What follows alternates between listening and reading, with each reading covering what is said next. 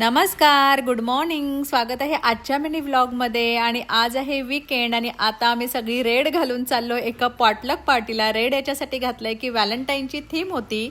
मी आता पॉटलकसाठी बनवलंय इथे इडली आणि चटणी. खूप दिवसांनी मी इडली चटणी बनवली कारण इडलीचं जे पीठ आहे ते थंडीमध्ये लवकर येत नाही, सो त्याच्यामुळे मी खूप दिवसांनी बनवलेली आहेत. आजचं वातावरण जे आहे ते खूप छान आहे. 2-3 दिवस पाऊस होता आणि त्यानंतर आज थंडी पण कमी आहे आणि ऊनही छान पडलेलं आहे.